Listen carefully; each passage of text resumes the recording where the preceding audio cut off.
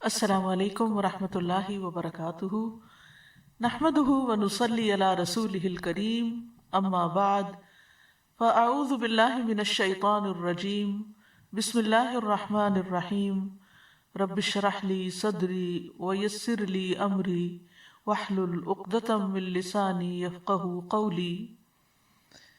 فخلف من بعدهم خلف أضاعوا الصلاة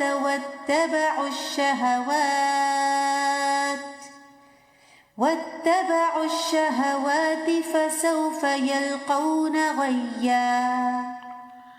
پھر ان کے بعد ایسے نالائق جانشین ان کی جگہ آئے جنہوں نے نماز کو ضائع کر دیا اور خواہشات کے پیچھے لگ گئے، تو وہ عنقریب گمراہی کو ملیں گے۔ اللہ سبحانہ وتعالیٰ نے ہمیں اپنی عبادت کے لیے پیدا کیا ہے۔ سورۃ الذاریات میں آتا ہے وَمَا خَلَقْتُ الْجِنَّ وَالْإِنسَ إِلَّا لِيَعْبُدُونَ، میں نے جن و انس کو محض اس لیے پیدا کیا کہ وہ میری عبادت کریں۔ سورۃ البقرہ میں تمام انسانیت کو مخاطب کرتے ہوئے اللہ سبحانہ وتعالیٰ فرماتے ہیں یا ایھا الناس اعبدوا ربکم الذی خلقکم والذین من قبلکم لعلکم تتقون، اے لوگو اپنے رب کی عبادت کرو جس نے تمہیں پیدا کیا اور ان کو بھی جو تم سے پہلے تھے تاکہ تم بچ جاؤ۔ عبادت کا معنی ہوتا ہے انتہائی خضوع اور عاجزی اختیار کرنا۔ اس عاجزی کی بہترین مثال اور بہترین عبادت نماز ہے۔ نماز عبادت کی اعلیٰ ترین شکل ہے، یہ ایک فرض عبادت ہے۔ نماز ہمیں دنیا میں برائیوں سے بچاتی ہے اور آخرت میں جہنم کی آگ سے۔ نماز ہماری غلطیوں اور کوتاہیوں کا کفارہ بھی کرتی ہے، اسی لیے قرآن مجید میں اور سنت رسول صلی اللہ علیہ وسلم میں اس کی بہت تاکید آئی ہے۔ اس کو ادا کرنے والے کامیاب اور اس سے گریز کرنے والوں کا برا انجام اس آیت میں بتایا گیا ہے، جس کا آج ہم مطالعہ کریں گے۔ فخلف من بعدهم خلف اضاعوا الصلاة واتبعوا الشهوات فسوف يلقون غیا۔ سورۃ مریم کی آیت نمبر 59 میں اللہ سبحانہ وتعالیٰ فرماتے ہیں فخلف من بعدهم خلف، تو ان کے بعد ایسے لوگ جانشین ہوئے۔ عربی میں ایک خلف ہوتا ہے، ایک خلف ہوتا ہے۔ خلف کہتے ہیں برے جانشین کو اور خلف کہتے ہیں اچھے جانشین کو۔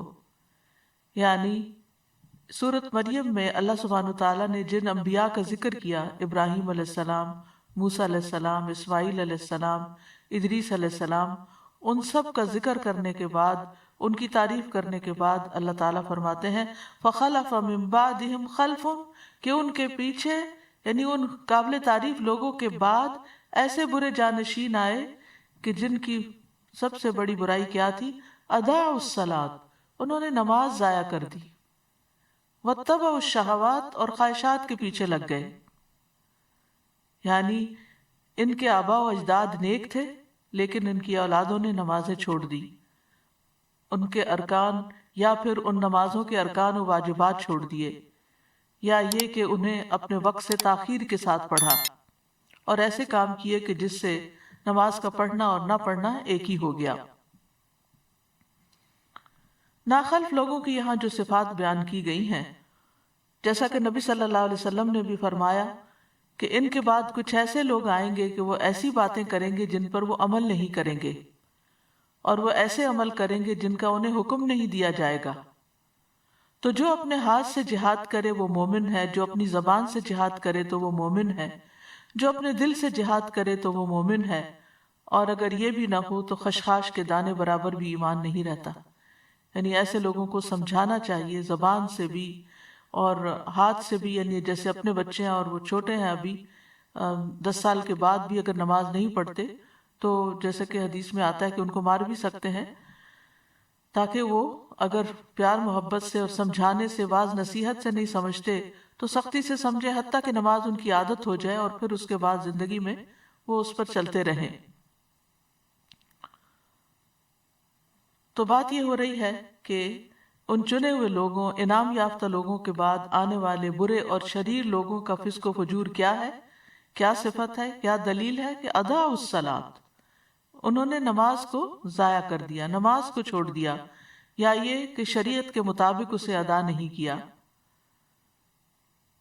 اس میں سستی دکھائی، اس میں اہمال کیا، یعنی اسے نگلیکٹ کر دیا یا اس سے منع کر دیا۔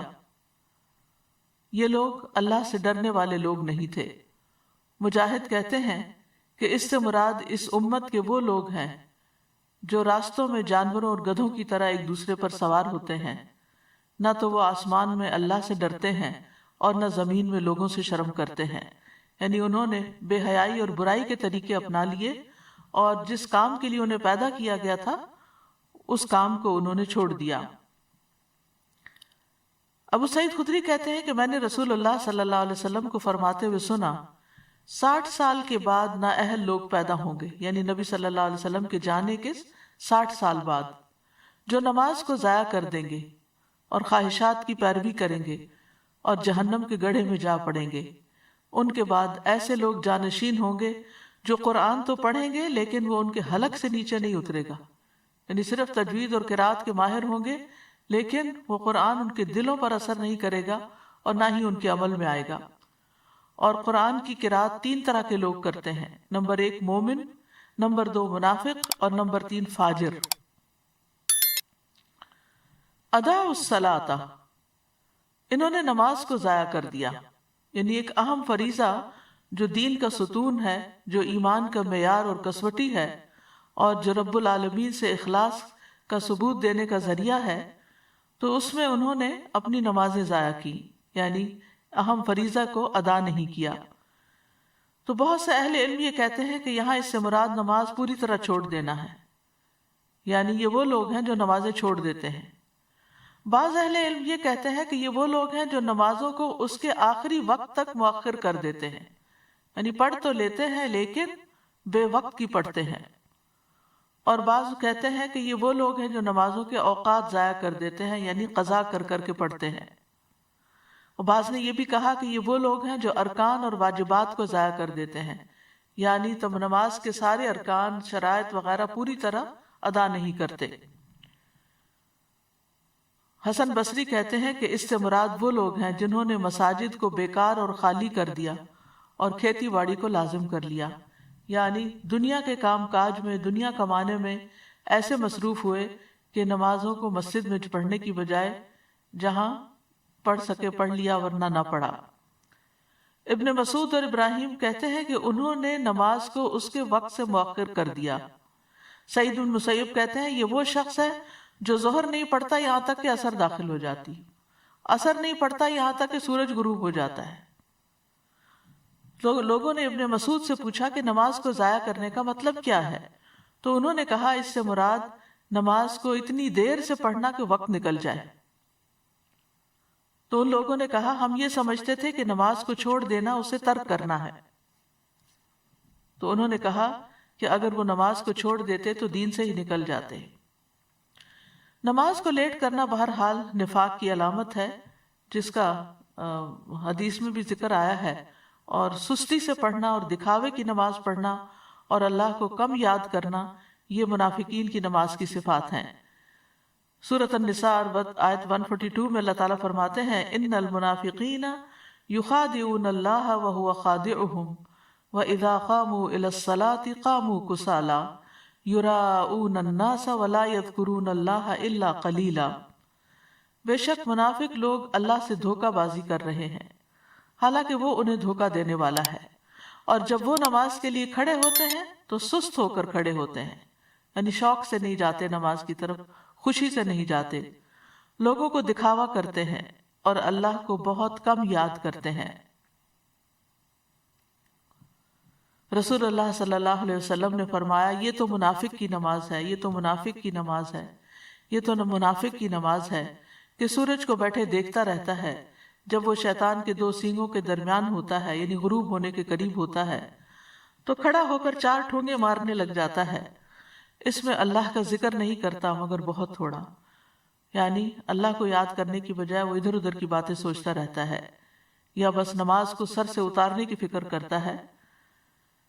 رسول اللہ صلی اللہ علیہ وسلم نے یہ بھی فرمایا کہ بے شک منافقوں پر سب سے زیادہ بھاری نماز عشاء اور فجر کی نماز ہے، دونوں آرام کے وقت ہیں اور نیند کے وقت ہیں، اس لیے ایسے اوقات میں ان کو نماز پڑھنا اور مشکل لگتا ہے۔ سعید بن مسیب کہتے ہیں کہ وہ لوگ حی علی الصلاۃ حی علی الفلاح کے الفاظ سنتے ہیں، تندرست اور صحیح سالم ہونے کے باوجود نماز پڑھنے نہیں جاتے۔ استغفر اللہ، یعنی آذان کی آواز آتی ہے، اس کے باوجود بھی وہ اس سے غفلت برتتے ہیں۔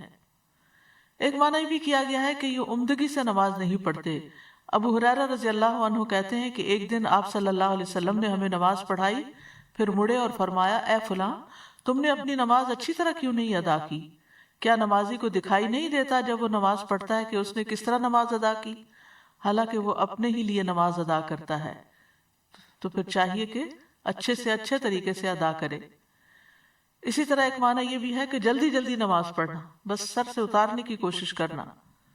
حذیفہ رضی اللہ عنہ کہتے ہیں انہوں نے ایک آدمی کو نماز پڑھتے ہوئے دیکھا، اس نے نماز میں کمی کی، یعنی تیز تیز پڑھ رہا تھا، صحیح طرح سے رکوع اور سجود ادا نہیں کر رہا تھا۔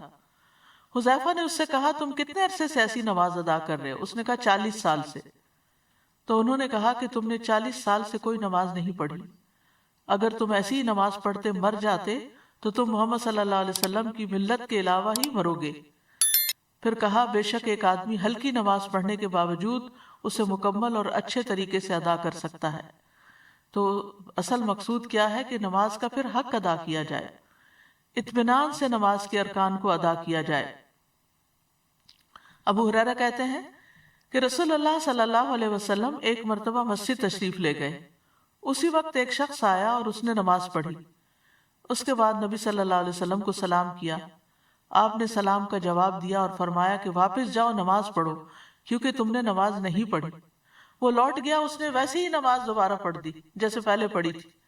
پھر آیا اور نبی صلی اللہ علیہ وسلم کو سلام کیا، آپ نے فرمایا واپس جاؤ، نماز پڑھو، کیونکہ تم نے نماز نہیں پڑھی۔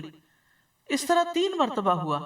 پھر اس نے کہا، اس ذات کی قسم جس نے آپ کو حق کے ساتھ بھیجا ہے، میں اس سے بہتر نماز ادا نہیں کر سکتا، لہٰذا آپ مجھے سکھا دیجئے۔ آپ نے فرمایا، جب تم نماز کے لیے کھڑے ہو تو تکبیر کہو، اس کے بعد جتنا قرآن تمہیں یاد ہو اس کو پڑھو، یعنی سورۃ فاتحہ کے بعد، پھر رکوع کرو یہاں تک کہ اطمینان سے رکوع کرو، پھر سر اٹھاؤ یہاں تک کہ سیدھے کھڑے ہو جاؤ، یہاں تک کہ اطمینان سے، پھر سجدہ کرو یہاں تک کہ اطمینان سے سجدہ کرو، پھر سر اٹھاؤ یہاں تک کہ اطمینان سے بیٹھ جاؤ، اور اپنی پوری نماز میں اسی طرح کرو۔ یعنی ہر رکن اس طرح ادا کرنا چاہیے کہ اس کے بعد انسان اپنی جگہ پر ٹھہر جائے سکون سے، اور پھر دوبارہ اگلا رکن ادا کرے۔ پھر اسی طرح رکوع اور سجود میں اگر کمر سیدھی نہ کی جائے اور بس تھوڑا سا جھکا کے سر اٹھا لیا جائے تو آپ نے فرمایا وہ نماز کافی نہ ہوگی جس میں آدمی اپنی پشت کو رکوع اور سجود میں سجدہ سیدھا نہ رکھے۔ امام شافعی، امام احمد اور اسحاق کہتے ہیں جو اپنے رکوع اور سجدے میں اپنی پشت سیدھی نہیں رکھتا، یعنی اسٹریٹ نہیں ہوتی، اس کی نماز فاسد ہو جاتی ہے۔ ابن قیم رحمۃ اللہ علیہ کہتے ہیں کہ نماز میں یہ 6 صفات منافقوں کی علامت ہے۔ نماز کی طرف جاتے وقت سستی کا مظاہرہ کرنا، نماز ادا کرتے ہوئے لوگوں کے لیے دکھاوا کرنا، اس کی ادائیگی میں تاخیر کرنا، جلدی جلدی ٹھونگے مارنا، اس میں اللہ کا ذکر کم کرنا، اور با جماعت نماز سے پیچھے رہنا۔ تو خلاصہ یہ ہے کہ جو شخص وضو مکمل کرنے اور رکوع اور سجود کو مکمل کرنے کی حفاظت نہ کرے وہ نماز کی حفاظت کرنے والا نہیں ہوتا، اور جو نماز کی حفاظت نہیں کرتا گویا وہ اسے ضائع کر دیتا ہے، اور جو نماز کو ضائع کر دیتا ہے تو وہ باقی شریعت کے تمام احکامات کو بھی زیادہ ضائع کرنے والا ہوتا ہے۔ اور جو شخص نماز کی حفاظت کرتا ہے وہ اللہ کے دین کی حفاظت کرتا ہے، اللہ اس کے دین کی حفاظت کرتا ہے، اور جو نماز نہیں پڑھتا اس کا تو کوئی دین ہی نہیں ہوتا۔ ایسے لوگوں کی دوسری صفت کیا بتائی گئی؟ واتبعوا الشہوات، کہ وہ خواہشات کے پیچھے لگ گئے، یعنی گناہوں میں پڑ گئے، شراب نوشی میں پڑ گئے، اپنے نفسوں پر شہوت کو ترجیح دی اللہ کی اطاعت کے مقابلے میں، منکرات میں آگے بڑھ گئے۔ نماز کو ضائع کرنے کا بھی سب سے اہم سبب یہی ہے کہ انسان اپنی خواہشات کی تکمیل میں اپنا وقت استعمال کر دیتا ہے اور جب نماز کا وقت آتا ہے تو یا وہ تھک چکا ہوتا ہے یا پھر اس کا دل بدل چکا ہوتا ہے اور نماز پڑھنے میں اس کا دل ہی نہیں لگتا۔ حضرت علی رضی اللہ عنہ سے اللہ تعالیٰ کے اس قول کے بارے میں مروی ہے کہ خواہشات کی پیروی کرنے والوں سے وہ لوگ مراد ہیں جو مضبوط محل بناتے ہیں، قابل توجہ گاڑیوں پر سوار ہوتے ہیں اور مشہور لباس پہنتے ہیں۔ یعنی یہ بیماریاں جو آج ہیں یہ آج کی نہیں ہیں، یہ امام شافعی کے حضرت علی رضی اللہ عنہ کے دور کی ہیں کہ انہوں نے کیا زبردست طریقے سے تشخیص کی کہ خواہشات کی پیروی کا مطلب کیا ہے کہ بڑے بڑے گھر بنائے جائیں اور اپنی ساری صلاحیتیں انہی میں لگا دی جائیں، ایسی گاڑیوں پر بیٹھا جائے جو نوٹسیبل ہوں، ایسی سواریوں پہ بیٹھا جائے جو لوگوں کی نگاہ میں ہوں، لوگ اس پہ رشک کرتے ہوں، اور ایسا اور برانڈڈ لباس پہنے جائیں۔ یعنی ان کا پورا لائف سٹائل ہی دنیا کے پیچھے بھاگنے کا ہو جاتا ہے اور عبادت کی طرف ان کی توجہ نہیں ہوتی، ان کا دل نہیں لگتا۔ تو خواہشات ان چیزوں کے متعلق ہوتی ہیں جو انسان کو پسند آتے ہیں کام، یا انسان جن کو کرنا چاہتا ہے، جن کے ساتھ وہ موافقت رکھتا ہے اور جن سے وہ بچتا نہیں ہے۔ صحیح حدیث میں ہے کہ جنت ناپسندیدہ چیزوں کے ساتھ گھری ہوئی ہے اور جہنم خواہشات کے ساتھ گھری ہوئی ہے۔ اس بارے میں ابو ہریرہ کہتے ہیں کہ رسول اللہ صلی اللہ علیہ وسلم نے فرمایا، جب اللہ عز و جل نے جنت کو پیدا کیا تو جبریل علیہ السلام سے کہا جا کر اسے دیکھ آؤ۔ چنانچہ جبریل علیہ السلام گئے اور دیکھا، واپس آ کر عرض کیا یا رب و عزتک، اے میرے رب آپ کی عزت کی قسم اس کے متعلق جو بھی سنے گا وہ اس میں داخل ہونا چاہے گا۔ پھر جنت کو ناپسندیدہ چیزوں سے ڈھانپ دیا گیا۔ پھر اللہ تعالیٰ نے فرمایا اسے دیکھ کر آؤ۔ چنانچہ وہ دوبارہ گئے اور اسے دیکھا، کہا یا رب و عزتک، اے میرے رب آپ کی عزت کی قسم مجھے اندیشہ ہے کہ اب اس میں کوئی داخل ہی نہیں ہو سکے گا، یعنی اتنا مشکل راستہ ہے۔ اور اسی طرح جب آگ کو پیدا کیا تو آپ نے جبریل علیہ السلام سے فرمایا کہ اے جبریل جہنم کو دیکھ کر آؤ۔ جب وہاں پہنچے تو آ کر کہنے لگے یا رب و عزتک، اے رب آپ کی عزت کی قسم جو اس کے متعلق سنے گا اس میں داخل ہونا نہیں چاہے گا۔ اللہ کے حکم پر اسے خواہشات سے ڈھانپ دیا گیا۔ پھر فرمایا اے جبریل جا کر اسے دیکھ کر آؤ۔ وہ دیکھ کر آئے، دیکھا تو کہا یا رب و عزتک مجھے تو اندیشہ ہے اب کوئی آدمی اس میں داخل ہونے سے بچ نہ سکے گا۔ یعنی ایسا پھسلن کا راستہ ہے، ایسا خواہشات کا راستہ ہے کہ سب اسی طرف چل پڑیں گے، کیونکہ یہ انسان کے لیے ایک امتحان ہے۔ اس کے اندر خواہشات کی محبت خوشنما بنا دی گئی ہے، لہذا جو چیز انسان کو خوشنما لگتی ہے انسان اس کے پیچھے بھاگتا ہے۔ رسول اللہ صلی اللہ علیہ وسلم نے فرمایا مجھے اپنی امت کے بارے میں 3 چیزوں کا ڈر ہے۔ بخیلی جس کی اطاعت کی جائے، یعنی انسان بخل کرے، یعنی دل میں بخل کا خیال آئے تو اس کی پیروی کرے۔ خواہش نفس جس کی پیروی کرے، یعنی کچھ اللہ کے راستے میں دینے کی وجہ اپنی خواہشات پر انسان خرچ کرنے لگے۔ اور گمراہ امام جو لوگوں کو مس لیڈ کریں اپنی خواہشات پرستی کی وجہ سے۔ پھر اسی طرح اپنی مرضی کی زندگی گزارنا، یہ بھی گمراہی کا راستہ ہے۔ اور آپ صلی اللہ علیہ وسلم نے اس کے بارے میں فرمایا مجھے تمہارے متعلق ان گمراہ کن خواہشات سے سب سے زیادہ اندیشہ ہے جن کا تعلق پیٹ اور شرمگاہ سے ہوتا ہے، اور اپنی مرضی پر چلنے کی گمراہی کا بھی اندیشہ ہے۔ اپنی مرضی پہ چلنے کی گمراہی یعنی جو دل میں آئے گا وہ کریں گے۔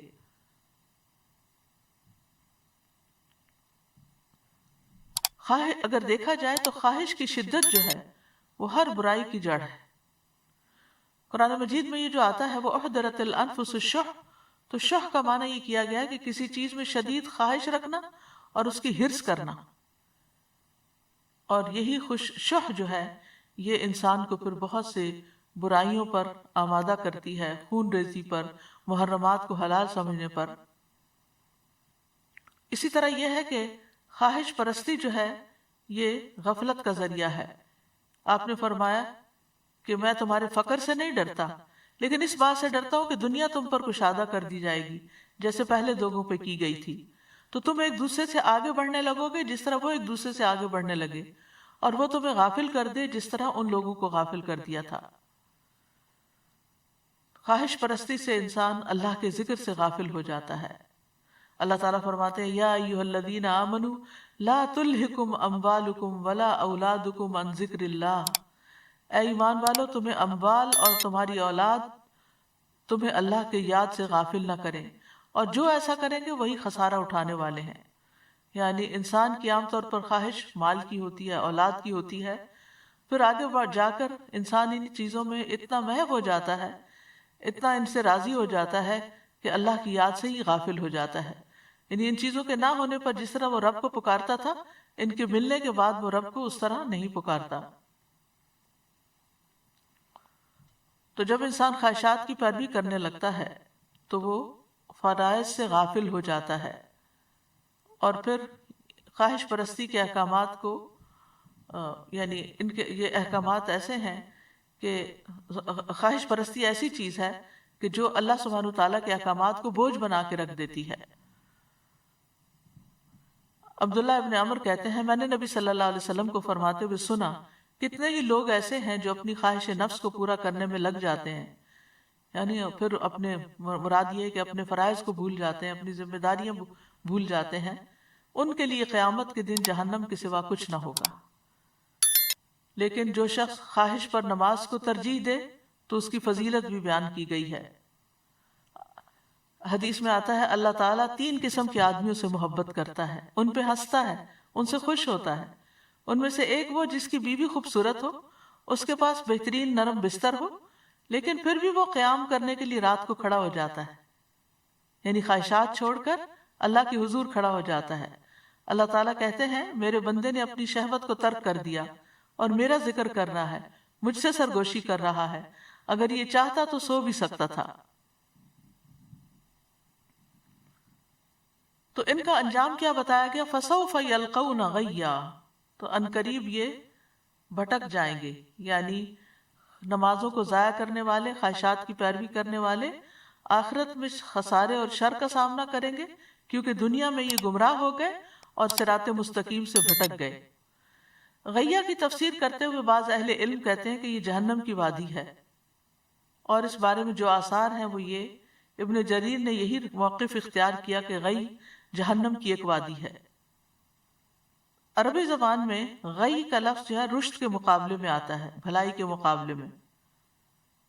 لا اکراہ فی الدین قد تبین الرشد من الغی، دین میں کوئی زبردستی نہیں، بلا شبہ ہدایت گمراہی سے صاف واضح ہو چکی ہے۔ شر اور گمراہی کو بھی غی کہا جاتا ہے، شر اور گمراہی کے لیے بھی لفظ غی استعمال ہوتا ہے۔ تو جو شخص گمراہ ہوتا ہے وہ بھلائی پر نہیں ہوتا، یعنی جو شخص گمراہ ہوتا ہے وہ بھلائی پر نہیں ہوتا، اور جو بھلائی کا راستہ چھوڑ دیتا ہے تو پھر یہ چیز اس کو عذاب تک پہنچا دیتی ہے۔ اسی لیے بعض اہل علم نے غی سے مراد صرف بھٹکنا نہیں لیا، بلکہ بھٹکنے کا جو انجام ہے جہنم کی صورت میں وہ بھی مراد لیا ہے۔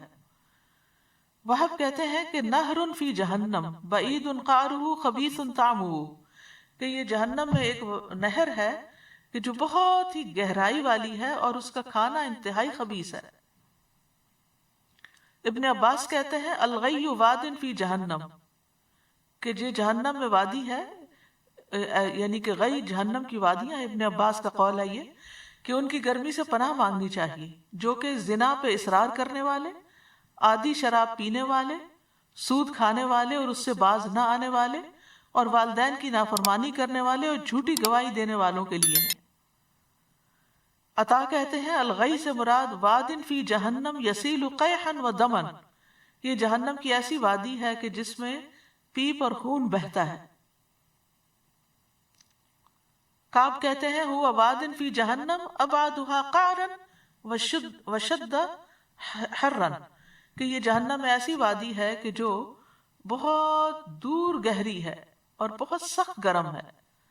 ابن مسعود کہتے ہیں کہ جہنم کی ایک وادی ہے جس کی گہرائی بہت لمبی ہے اور اس کی خوراک بہت بری ہے۔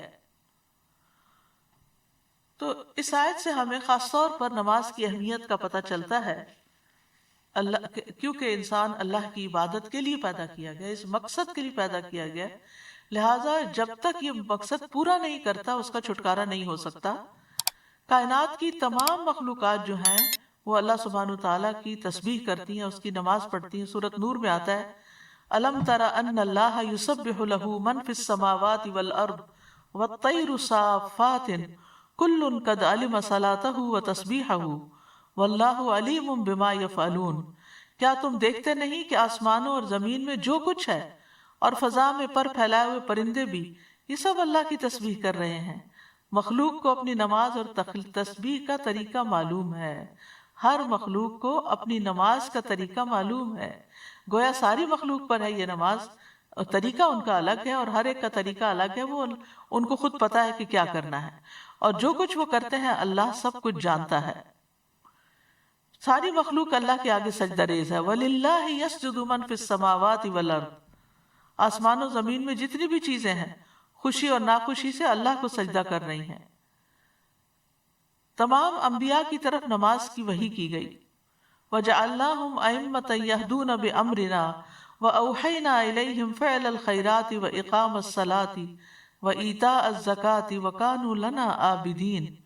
और हमने उन्हें ऐसे पेशवा बनाया जो हमारे हुक्म के साथ रहनुमाई करते थे, और हमने उनकी तरफ नेकियां करने और नमाज कायम करने और ज़कात अदा करने की वही भेजी, और वो सिर्फ हमारी इबादत करने वाले थे। तो इससे क्या पता चलता है कि तमाम अंबिया को ये हुक्म दिया गया। अल्लाह सुब्हानहू तआला अपने सारे बंदों को इसका हुक्म देते हैं। कुल लिइबादी अल्लज़ीना आमनू युकीमुस सलात। मेरे बंदों से जो ईमान लाए हैं उनसे कह दीजिए कि वो नमाज कायम करें। और फिर नमाजों की हिफाजत का हुक्म भी दिया गया। सच्चे ईमान वालों की सिफत ये बताई गई, अल्लज़ीना युकीमून अस्सलाता व मिम्मा रज़क़नाहुम युनफ़िक़ून उलाइका हुमुल मुमिनून हक़्क़ा। वो लोग जो नमाज कायम करते हैं और उसमें से जो हमने उन्हें दिया वो खर्च करते हैं, यही लोग सच्चे मोमिन हैं। यानी उनकी सच्चाई इन दो चीजों से साबित होती है। ईमान तो ले आए और उसके बाद युकीमून अस्सलात, और फिर वो मिम्मा रज़क़नाहुम युनफ़िक़ून। अल्लाह सुब्हानहू तआला ने बंदों पर 5 नमाजें फर्ज की हैं। नमाज इस्लाम का दूसरा बड़ा रुकन है, इस्लाम का सुतून भी है। इस दीन की बुनियाद इस्लाम है, तो जो इस्लाम लाया वो सलामत रहा, और इसका सुतून नमाज है। तो नमाज जो है वो अस्सलातु इमादुद्दीन, यानी दीन की बुनियाद है, सुतून है। और अगर किसी इमारत से सुतून है उसका निकाल लिया जाए तो वो इमारत कायम नहीं रहती। नमाज छोड़ने को कुफ्र करार दिया गया। बहकी कहते हैं कि ईमान के बाद इबादत में से नमाज के अलावा कोई ऐसी इबादत नहीं जिसको अल्लाह ने ईमान का नाम दिया हो, और रसूल अल्लाह सल्लल्लाहु अलैहि वसल्लम ने जिसके छोड़ने को कुफ्र करार दिया हो। नमाज आमाल में सबसे बेहतरीन अमल है। रसूलुल्लाह सल्लल्लाहु अलैहि वसल्लम ने फरमाया, साबित कदम रहो और तुम हरगिज इसकी मुकम्मल इताअत नहीं रख सकोगे, और जान लो तुम्हारा सबसे बेहतरीन अमल नमाज है, और वुजू की मुहाफ़ज़त वही करता है जो मोमिन हो। तो इससे ये पता चलता है कि जब तक इंसान अपनी नमाजें पूरी नहीं करता उसके बाकी अमाल भी उस तरह कबूल नहीं होते, और सबसे टॉप पर नमाज ही है। और ये ऐसा फरीजा है जो किसी हाल में भी साकित नहीं होता। खड़े होकर नमाज नहीं पढ़ सकते तो बैठ के पढ़ लें, बैठ कर नहीं पढ़ सकते तो पहलू के बल लेट कर पढ़ लें, लेकिन नमाज जैसे भी हालात हों छोड़ी नहीं जा सकती। यहाँ तक कि मैदान जंग में भी जब दुश्मन से मुकाबला हो तो नमाज अदा करनी चाहिए। अल्लाह सुब्हानहू तआला रोजाना 2 बार फरिश्तों से बंदों की नमाज की खबर लेते हैं। एक असर के वक्त और फजर के वक्त, जब फरिश्ते तब्दील होकर जाते हैं और वो नमाजों में ही आकर उनसे मिलते हैं बंदों से। और हर नमाज के वक्त एक ऐलान होता है। अब्दुल्ला बिन मसूद कहते हैं कि रसूलुल्लाह सल्लल्लाहु अलैहि वसल्लम ने फरमाया, जब हर नमाज का वक्त शुरू होता है तो एक मुनादी करने वाले को भेजा जाता है। वो कहता है, आदम के बेटो उठो और इस आग को बुझाओ जो तुमने अपने नफ्सों के लिए जलाई है। तो वो खड़े होते हैं और वुजू करते हैं तो उनकी आंखों से उनके गुनाह झड़ जाते हैं। जब वो नमाज पढ़ते हैं तो साबका नमाज के दरमियानी वक्फे में होने वाले गुनाह बख्श दिए जाते हैं। यानी पिछली नमाज और मौजूदा नमाज के बीच में जो गलतियां हुई उनको माफ कर दिया जाता है। और यही मामला फिर असर के वक्त होता है, और जब मगरिब होती है तो यही मामला पेश आता है। जब इशा का वक्त होता है तो इसी तरह होता है। जब लोग सोए हुए لوگ سوتے ہیں تو وہ بخشے ہوئے ہوتے ہیں. پھر آپ نے فرمایا لوگ بھلائی کی حالت میں رات گزارتے ہیں اور بعض لوگ شر کی حالت میں لتھڑ کر یا شر میں لتھڑ کر یعنی گندے کام کرتے ہوئے رات گزارتے ہیں.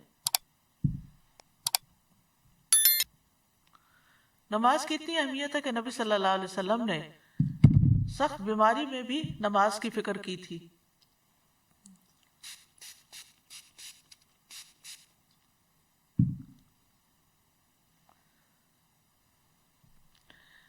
عبید اللہ بن عبداللہ سے روایت ہے، وہ کہتے ہیں کہ ایک مرتبہ میں عائشہ رضی اللہ عنہ کی خدمت میں حاضر ہوا اور میں نے عرض کیا کہ آپ مجھے رسول اللہ صلی اللہ علیہ وسلم کے مرض الوفات کے بارے میں کچھ بتائیں گی؟ انہوں نے کہا کیوں نہیں. رسول اللہ صلی اللہ علیہ وسلم کی طبیعت جب بوجھل ہوئی تو آپ نے پوچھا کیا لوگ نماز پڑھ چکے ہیں؟ ہم نے کہا نہیں یا رسول اللہ، وہ آپ کا انتظار کر رہے ہیں. آپ نے فرمایا میرے لیے ایک ٹب میں پانی رکھو. ہم نے ایسا ہی کیا. آپ نے غسل کیا اور جانے کے لیے کھڑے ہونے ہی لگے تھے کہ آپ پہ بے ہوشی طاری ہو گئی. جب افاقہ ہوا پھر یہی سوال پوچھا کیا لوگ نماز پڑھ چکے ہیں؟ ہم نے کہا نہیں یا رسول اللہ، وہ آپ کا انتظار کر رہے ہیں. آپ نے فرمایا میرے لیے ٹب میں پانی رکھو. آپ نہا کر جانے کے لیے کھڑے ہی ہونے لگے تھے کہ آپ پہ بے ہوشی طاری ہو گئی.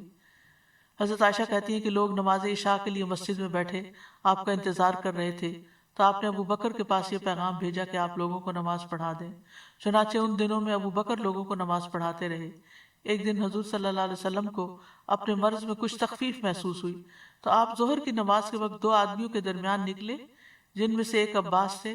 ابو بکر نے جب آپ کو دیکھا تو پیچھے ہٹنے لگے. آپ نے انہیں اشارہ کیا کہ پیچھے نہ ہٹیں اور اپنے ساتھ آنے والے ساتھیوں کو حکم دیا تو انہوں نے آپ صلی اللہ علیہ وسلم کو ابو بکر کے پہلو میں بٹھا دیا. ابو بکر کھڑے ہو کر نماز پڑھتے رہے اور رسول اللہ صلی اللہ علیہ وسلم بیٹھ کر نماز پڑھنے لگے. تو اس سے آپ اندازہ لگائیں کہ نبی صلی اللہ علیہ وسلم پر کتنی تکلیف تھی، کیسی شدت تھی، لیکن پھر بھی آپ اپنے اس فریضے کو نہیں بھولے.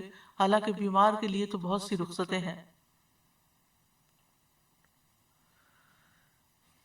حضرت علی کہتے ہیں کہ رسول اللہ صلی اللہ علیہ وسلم کا آخری کلام تھا الصلاۃ الصلاۃ اتقوا اللہ فیما ملکت ایمانکم. نماز کی حفاظت کرو، نماز کی حفاظت کرو اور اپنے غلاموں کے بارے میں اللہ سے ڈرو. نبی صلی اللہ علیہ وسلم کی آخری وصیت بھی تھی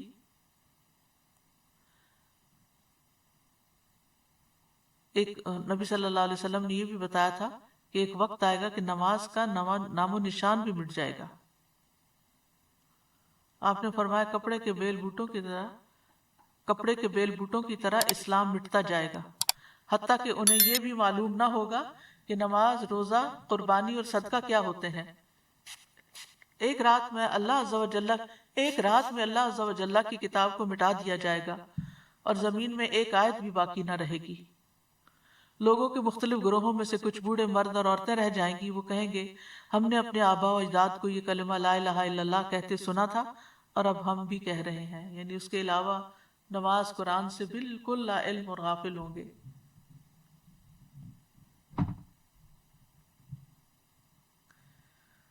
قبر میں جا کر ہوئی بندے کی حسرت کیا ہوگی. نبی صلی اللہ علیہ وسلم ایک قبر کے پاس سے گزرے.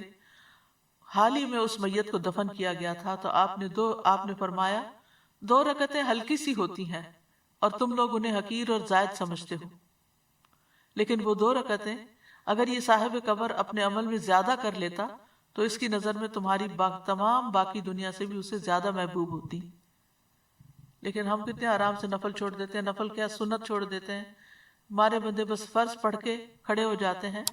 تو ہمیں اپنی نمازوں کا حساب لینا چاہیے، خود اپنا تجزیہ کرنا چاہیے کہ ہم کیا نماز کو ادا کرنے والے ہیں یا نماز کو ضائع کرنے والے ہیں. اور ضائع کرنے میں تاخیر سے پڑھنا بھی مراد ہے. تو وقت پر نماز پڑھنی چاہیے، کیونکہ قرآن مجید میں آتا ہے ان الصلاۃ کانت علی المؤمنین کتابا موقوتا، بے شک نماز ایمان والوں پر ہمیشہ سے ایسا فریضہ ہے جس کا وقت مقرر کیا ہوا ہے.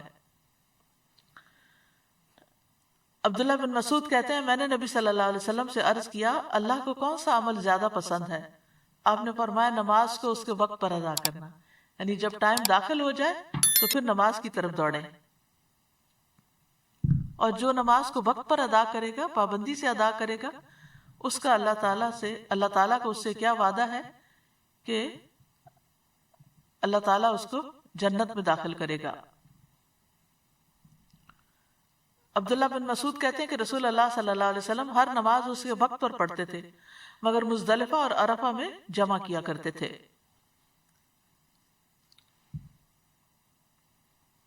نبی صلی اللہ علیہ وسلم نے اس کی بہت تلقین بھی کی ہے اور مؤخر کرنے کی مذمت بھی کی ہے۔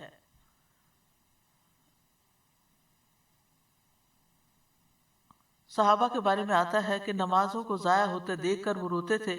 امام زہری کہتے ہیں میں دمشق میں انس بن مالک کی خدمت میں گیا، آپ اس وقت رو رہے تھے۔ میں نے عرض کیا آپ کیوں رو رہے ہیں؟ تو انہوں نے فرمایا اب میں اس نماز کے علاوہ نبی صلی اللہ علیہ وسلم کے دور کی کوئی چیز نہیں پاتا، کیونکہ آپ نے تو انسانوں کی تعمیر کی تھی اور انسانوں کو اخلاق سکھائے تھے اور طرز عمل اور معاملہ سب کچھ، لیکن آپ ان کے اندر تو نہیں رہے تھے، کچھ عرصے کے بعد آپ فوت ہو گئے تھے۔ لیکن اس کے بعد یعنی دنیا کے یعنی اس وقت ان کے پاس دنیاوی مال و اسباب نہیں تھے، یہی عبادتیں تھیں، اخلاق تھے، اچھے معاملات تھے، اچھی ڈیلنگز تھی۔ تو بعد میں وہ کہتے ہیں کہ میں نبی صلی اللہ علیہ وسلم کے دور کی اب کوئی چیز نہیں پاتا سوائے نماز کے، اور اب اس نماز کو بھی ضائع کر دیا گیا یعنی تاخیر سے پڑھنے کی وجہ سے۔ تو اگر انسان نماز پڑھتا ہے تو اس کو اللہ کی رحمت بھی ملتی ہے، کامیابی بھی ملتی ہے۔ قد افلح المؤمنون الذین هم فی صلاتهم خاشعون، اللہ کی رحمت سورۃ النور میں آتا ہے وَأَقِیمُوا الصَّلَاةَ وَآتُوا الزَّکَاةَ وَأَطِیعُوا اللَّهَ لَعَلَّکُمْ تُرْحَمُونَ، اور نماز قائم کرو اور زکوٰۃ ادا کرو اور رسول کا حکم مانو تاکہ تم رحم کیے جاؤ۔ نبی صلی اللہ علیہ وسلم نے فرمایا جب تم میں سے کوئی آدمی نماز کے لیے کھڑا ہوتا ہے تو اللہ کی رحمت اس کی طرف متوجہ ہو جاتی ہے۔ اسی لیے آپ کو جب کوئی پریشانی ہوتی تھی آپ فوراً نماز کی طرف لپکتے تھے۔ جو شخص نماز کے بعد اپنی جائے نماز پر بیٹھا رہتا ہے تو فرشتے اس پر صلات پڑھتے رہتے ہیں، اور فرشتوں کی ان پر صلات یہ ہے اللہم اغفر لہ اللہم ارحمہ اللہم اغفر لہ اللہم ارحمہ، اے اللہ اسے بخش دے، اے اللہ اس پر رحم فرما۔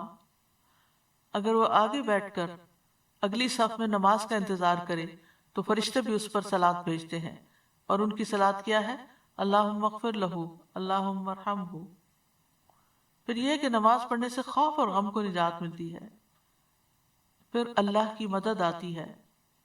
اسی لیے تمام انبیاء جب کوئی مسئلہ درپیش ہوتا تھا تو مل کر نماز پڑھنے لگتے تھے، یعنی نفل نماز، پھر اللہ کی حفاظت ملتی ہے۔ آپ نے فرمایا من صلی الصبح فہو فی ذمۃ اللہ، جو صبح کی نماز پڑھتا ہے وہ اللہ کے ذمے میں ہے، یعنی اللہ تعالیٰ کی اس کو حفاظت حاصل ہوگی۔ نماز صحت اور تندرستی کا سبب بھی ہے۔ حشاش بشاش ہونا اور خوش مزاجی حاصل ہونا نماز ہی سے حاصل ہوتی ہے۔ ابن القیم کہتے ہیں اللہ کا ذکر کرنا، اس کی طرف متوجہ ہونا، اس کی طرف رجوع کرنا اور مدد لینے کے لیے جانا، نماز کی طرف جانا۔ کتنے ہی ان میں سے ایسے بیمار ہیں جنہیں شفا دے دی گئی اور کتنے ہی بیماروں کو عافیت دے دی گئی۔ یعنی نماز کا ایک فائدہ کیا ہوا کہ نماز پڑھنے سے وہ بیماری نہیں ہوئے۔ ظاہر وضو کر کے انسان سارے جراثیم سے پاک ہوتا ہے، پھر نماز ادا کرتا ہے، وہ ایک ایکسرسائز بھی ہے، اس میں اللہ کا ذکر بھی ہے، وہ ایک روحانی ٹانک بھی ہے۔ اور تو جو بیمار تھے ان کو شفا ہو گئی اور کتنے ہی بیماروں کو عافیت دے دی گئی، یعنی وہ اس مصیبت سے بچ گئے۔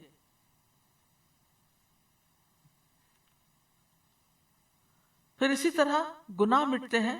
وَأَقِمِ الصَّلَاةَ طَرَفَيِ النَّهَارِ وَزُلَفًا مِّنَ اللَّيْلِ وَأَقِمِ الصَّلَاةَ طَرَفَيِ النَّهَارِ وَزُلَفًا مِّنَ اللَّيْلِ إِنَّ الْحَسَنَاتِ يُذْهِبْنَ السَّيِّئَاتِ ذَلِكَ ذِكْرَىٰ لِلذَّاكِرِينَ، اور دن کے ان دونوں سروں پر اور کچھ رات گزرنے پر نماز قائم کرو، بلا شبہ بلا شبہ نیکیاں برائیوں کو دور کر دیتی ہیں. یہ ایک یاد دہانی ہے یاد کرنے والوں کے لیے. پھر اسی طرح گناہوں کا دھل جانا، گناہوں کا جھڑنا، اور پھر برائی اور بے حیائی سے حفاظت ملنا. حدیث میں آتا ہے، قرآن مجید میں آتا ہے ان الصلاۃ تنہی عن الفحشاء والمنکر، کہ بے شک نماز بے حیائی اور برائی سے روکتی ہے. حدیث میں اس کو نور کہا گیا ہے، الصلاۃ نور. اس سے نفس کا تزکیہ ہوتا ہے، بندے کو حفاظت کا ایک مضبوط قلعہ مل جاتا ہے، دل اور اعضاء گناہ کرنے سے محفوظ ہو جاتے ہیں. اس سے اللہ کی قربت حاصل ہوتی ہے، برائیاں دور ہوتی ہیں، گناہوں سے روک دیا جاتا ہے. یعنی ایک تو اللہ کی طرف سے رکنا ہے، اور ایک پھر یہ کہ جب وہ حساب لیتا ہے تو پھر اس معنی میں بھی. پھر غیر اخلاقی بیماریوں سے بچا جا سکتا ہے، بری صفات اس سے ختم ہوتی ہیں، فتنوں کا کفارہ ہوتا ہے. آخرت میں نمازوں پر ڈھیروں اجر ملے گا. اللہ تعالیٰ نماز پڑھنے والوں کا اجر ضائع نہیں کرے گا. والذین یمسکون بالکتاب واقاموا الصلاۃ انا لا نضیع اجر المصلحین.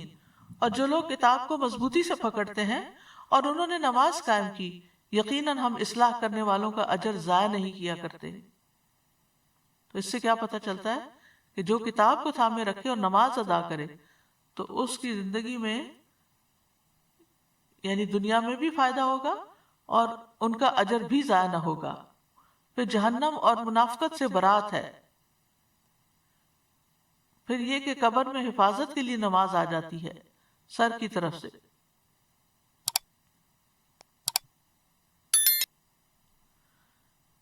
پھر اسی طرح قیامت کے دن چمکدار نور ملے گا.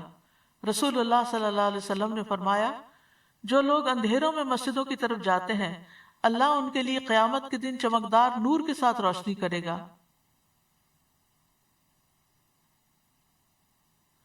پھر فرمایا، اندھیرے میں مسجد جانے والوں کو قیامت کے دن مکمل نور کی خوشخبری دے دو.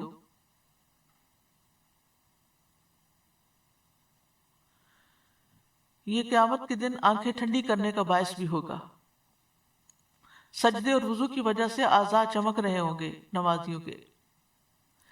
قیامت کے دن برہان اور نتیجہ ہے، یعنی نجات کا ذریعہ ہے. قیامت کے دن برہان اور نجات کا ذریعہ ہے نماز. نبی صلی اللہ علیہ وسلم کے ساتھ اگر یعنی کہ آپ کی ملاقات اور آپ کی صحبت چاہے قیامت کے دن، تو کثرت سجود کا آپ نے حکم دیا. سجدے کے نشانات پر آگ حرام ہے. نمازی کو جنت میں داخل کرنا اللہ پر حق ہے. نماز جنت میں لے جانے کا باعث ہے.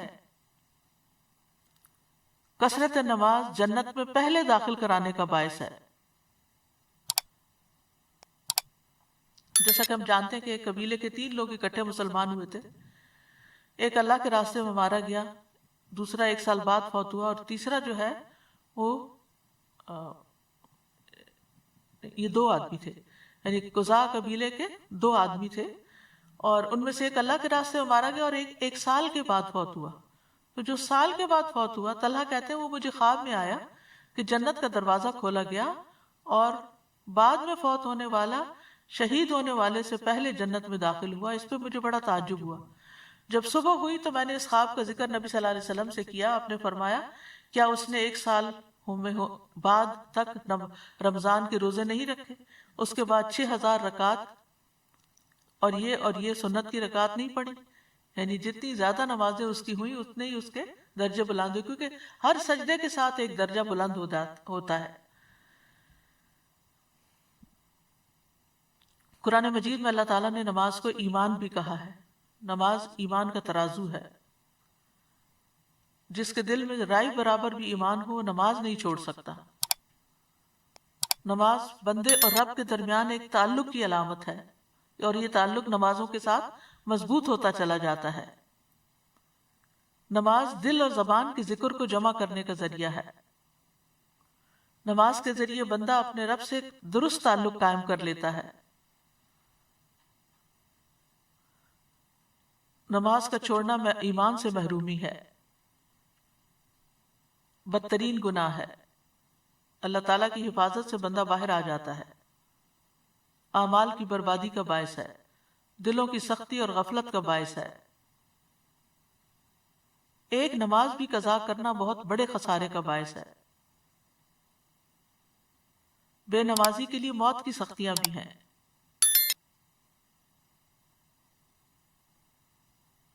نماز چھوڑنا اہل جہنم کی صفت ہے۔ جب ان سے پوچھا جائے گا ما سلککم فی سقر قالوا لم نک من المصلین، جنت والے جہنم والوں سے پوچھیں گے تمہیں کیا چیز دوزخ میں لے گئی؟ وہ کہیں گے ہم نماز ادا نہیں کیا کرتے تھے، نہیں نماز نہیں پڑھتے تھے۔ تو اپنے لیے اور ہمیں دعا بھی کرنی چاہیے، اپنے لیے بھی اور اپنی اولاد کے لیے بھی، کہ ہم نمازوں پر قائم رہیں۔ رب اجعلنی مقیم الصلاۃ ومن ذریتی ربنا وتقبل دعا۔ اور خواہشات سے بچنے کے لیے بھی دعا ہے، اللہم انی اعوذ بک من منکرات الاخلاق والاعمال والاہواء۔ اور ایک اور بھی، اللہم انی اعوذ بک من منکرات الاخلاق والاعمال والاہواء۔ اے اللہ میں تجھ سے برے اخلاق، برے اعمال اور بری خواہشات سے پناہ مانگتا ہوں۔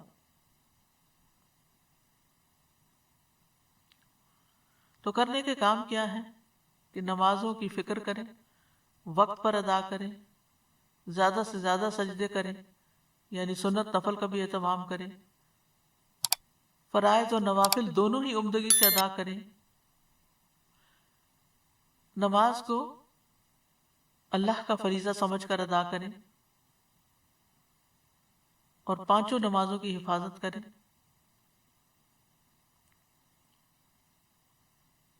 دنیا کے کاموں کی وجہ سے نمازوں سے غافل نہ ہوں۔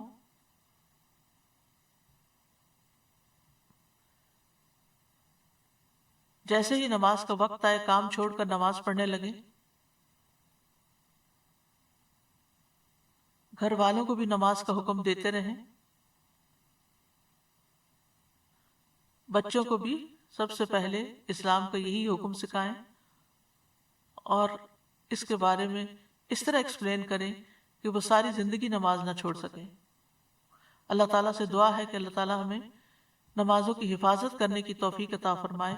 وآخر دعوانا ان الحمد للہ رب العالمین۔ سبحانک اللہم وبحمدک، اشہد ان لا الہ الا انت، استغفرک واتوب الیک۔ السلام علیکم ورحمۃ اللہ وبرکاتہ۔